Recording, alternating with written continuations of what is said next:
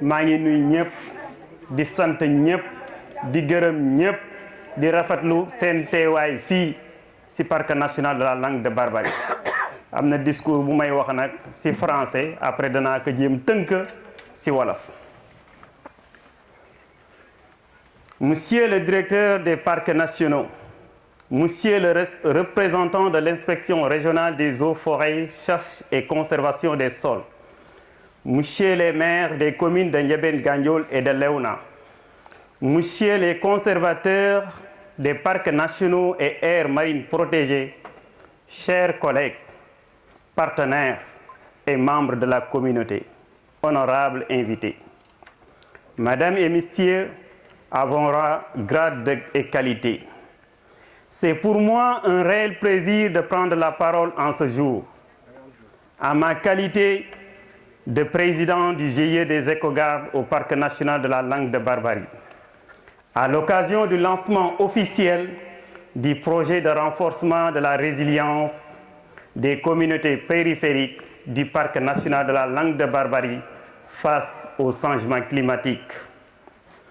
Permettez-moi, par ma voix et au nom du GIE des écogardes du Parc national de la langue de Barbarie, de vous souhaiter à nos illustres invités la bienvenue. Aussi de profiter de cette opportunité pour remercier la Fondation Sanofi. Pour le financement de ce projet, l'ONG Enda Santé,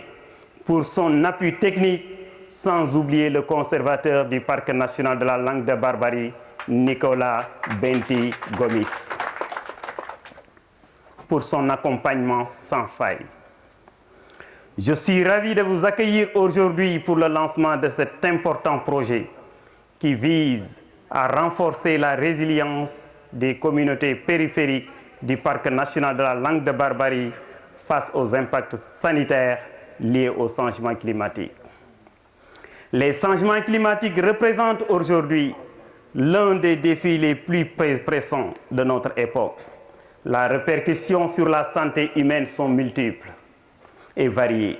allant des maladies zoonotiques et infectieuses exacerbées par des conditions climatiques changeantes aux conséquences sur la qualité de l'air et de la vie. Les impacts des changements climatiques sur la santé des communautés ne sont plus à démontrer dans la zone de Gandiol. Ils sont manifestement caractérisés par la référence des zoonoses comme la grippe aviaire qui sévit dans la région depuis quelques années, accentuée par la présence d'aires marines protégées à caractère ornithologique comme le Parc national de la langue de Barbarie, le Parc national des oiseaux de Djoudj, la réserve de Gumbel, la réserve de Totot, réserve de Ndiaye, aire marine protégée de Saint-Louis, sans compter les sites transfrontaliers comme le Djaouling, tous situés sur la voie de migration des oiseaux.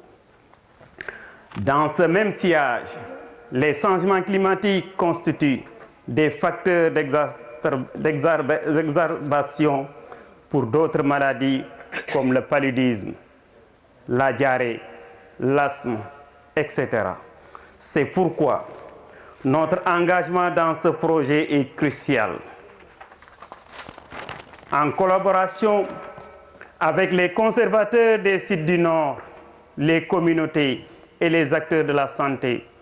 nous chercherons à anticiper sur les menaces et à apporter des solutions innovantes pour protéger la santé à notre communauté à travers un renforcement des connaissances au risque de contamination par des maladies zoonotiques et aux autres maladies favorisées par les changements climatiques. Précédemment, à doter des médicaments aux structures de santé de la localité et au personnel du parc, des équipements de protection individuels, sans compter le reboisement de la mangrove sur la langue de Barbarie, qui va sans doute contribuer à la restauration des écosystèmes et à l'amélioration de la qualité de vie des communautés. Nous aspirons à être des pionniers dans cette lutte. Ce projet ne se limite pas à ces actions, mais vise également à sensibiliser, à éduquer et à mobiliser nos communautés par des actions concrètes et durables à renforcer leur résilience. Ensemble, nous pouvons faire une réelle différence. C'est pourquoi nous tendons la main à toutes et toutes dans cette mission viable pour la préservation de notre santé et notre planète. Merci à tous pour votre présence, votre engagement, pour qu'ensemble nous puissions construire un avenir plus sain et résilient. Je vous remercie de votre aimable attention. Sallallahu alayhi wa sallam, comme ni ma ko waxee kenn ku nekk ñoo ngi lay nuyu sa tur ak si sant di leen xam ni tey jii bëgg naa si parole bi nga xamante ni kàddu gi nga xamante ni jox nan ma ko si teewaay bi nga xamante ni sama naataangooy éco-garde yi nekk si biir parc bi yëpp ñoo ma ko dénk pour ma ñëw taxaw fii waxtaan ak yéen si projet bu nga xamante ni dafa nekk projet bu nga xam ne daf ñuy dolli si wàllu xeex changement climatique bi ni mu indee ay problème ak population bi seen ay jafe-jafe si wér gu yaram bu ngeen ma bàyyee ma wax si turu éco-garde yi ndax éco-garde yi tey gàccam ngalaama ndax dañu nekkoon fii amuñu salaire comme ni ko Nicolas waxee depuis 2000 ba léegi ñoo ngi fi am na ñu bari ñu fi nekkoon daw mais ñun ñoo toogoon si teen bi parce que teen boo fa yàggulee ndox du fa génn ñun ñoo toogoon fii doon xeex di xaar waaye alhamdulillahi rabbil alamin tey nag maa ngi sant fondation Sanofi amuñu seen fay amuñu seen ngërëm mais dañ leen di ñaanal yàlla bàyyi fi ba ñuy accompagner population yi nekk ci territoire sénégalais yépp parce que projet bi bare woon na de ay dëkk ñoo ko seqoon sous Afrique muy waa Bénin muy waa Tchad muy waa Togo waa Guinée-Bissau Sénégal amul ñu ONG ñoo présenté woon mais ñaari projet nañ ci jël muy projet Langue de Barbarie ak benn projet bu nekk Diourbel di sant bu baax ENDA représentant ENDA muy Djibril Ndoye mii nan koy sant di ko gërëm parce que moom mii moo tax projet bi ñëw ci Langue de Barbarie ak kan di collaboration le chef du village monsieur Lamine Baraka moom mii moo ma woo ni ma Djibril soxla na benn nit ku nga xamante ni pour projet ENDA Djibril woo ma ñu joxante sunu ay contact ba lii commencé juddu ba projet bi am financement kon ñoom ñaar aw ma seen fay di santaat bu baax éco-garde yi ak ñi nga xamante ni ñoo fi nekk tey nag accueillir naa leen fii pour ñu lancer projet bi mu war a commencer sur 2 ans projet bi mi ngi commencer bis na ka tey mi ngi jeex dans 2 ans 2025 lay jeex décembre 2025 kon ñu ñaan si yàlla que ni projet bi mu nekk suñu njiglaay yàlla jàppale ñu si liñ si Niger yëpp ba projet bi sotteeg si alhamdulillahi rabbil alamin ñu fekk ka te jëriñoo ti projet bi de jëmul si Langue de Barbarie mais dafa jëm si population bi avec la santé humaine muy dañuy dem si dispensaires yi yóbbul leen ay médicaments yóbbul leen ay kit yóbbul leen ay blouse ak agent parc yi nga xamante ni ñoo fi nekk changement climatique nag buñ ko dee wax fii si Gandiol du tey yàgg na ñu ngi ko commencé di wax changement climatique jaww ji nga xamante ni alam bi ni mu soppeekoo ba nit ñi nga xamante ni tey ñoo ngi dund ay yenn feebar yu ngay wax paludisme ngi si wala ay jaara ngi si wala ay asma ngi si wala ay métti tànk problème yooyu yëpp jànkonte nañu ko mun fii tey nag bu nu ñëwee grippe aviaire bi nga xamante ni daaw rek parc national Langue de Barbarie parce que lu mat ñaar téeméeri picc dee noon fi mais waa service vétérinaire ñoo nu jàppale jóg ak ñun ñi waa parc bi ñu xeex ak moom ba loolu nga xamante ni dafa daal di yem si saa si kon ñu sant bu baax parc bi ak service élevage réserve yi nga xamante ni ñoo ko waroon yëpp dañ leen di pour mu bañ leen contaminer muy réserve Gëmbal réserve Toj ak aire marine protégée ak parc national des oiseaux de Djoudj tey nag bu ñu ñëwee ci changement climatique yooyu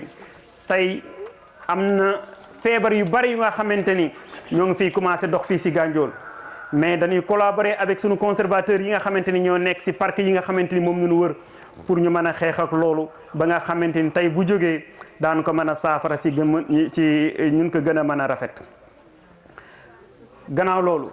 ñoo ngi santaat tamit ñëpp di sant Babacar Diop kii bi wax na ko léegi ndax Babacar Diop tey projet bi biñ koy bind dafa metti woon parce que plateforme la woon da ngay dugal benn adresse dugal sa ay tontu dugal sa ay liñ lay laaj après nga toog di xaar ñu envoyé le message ni la accepté nañ ko nga mën a continuer waat suñ ko accepté wul doo mën a continuer waat kon projet bi du n'importe qui moo koy bind moom gàccem galaama jël na si temps ci fu ak jotam yépp pour bind ko pour ñu réussir ndax Sénégal ñaata ONG ñoo fi nekk ay ONG yu nekk Dakar yu ñu gën a qualifié mais tey Sénégal boo xoolee benn projet nañ si jël ñaar muy Langue de Barbarie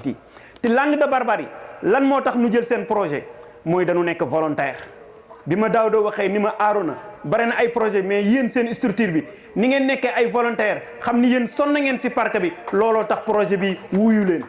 kon ñoo ngi ñaan yàlla que ni projet bi yàlla nekk suñu njiglaay te yàlla bu mu nekk suñu mujj projet di sant ñëpp chef de village yi fi ñëw yëpp autorités yi fi ñëw yëpp population bi yëpp di santaat bu baax sama collaboration yi muy Ecogarde yi aw ma seen fay maa ngi leen di ñaanal yàlla li ma yéene seen bopp yal na leen dal ñi nga xamante ni ñoo fi nekk ñëpp muy structure yi xaqataay tout le monde pour na sunu naataangoo yi ropem ñëpp sunu kuréel Ecogarde yi fàttewuma kenn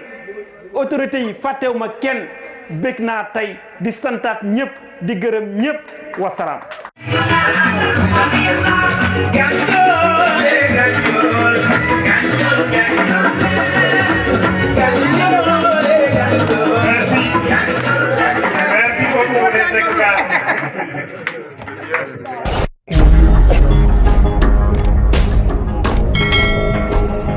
bu fekkente ne abonné go da ngay bës fu ñu bës abonné bës kolos bi vidéo bu ñu mën a dugal nga mën ko di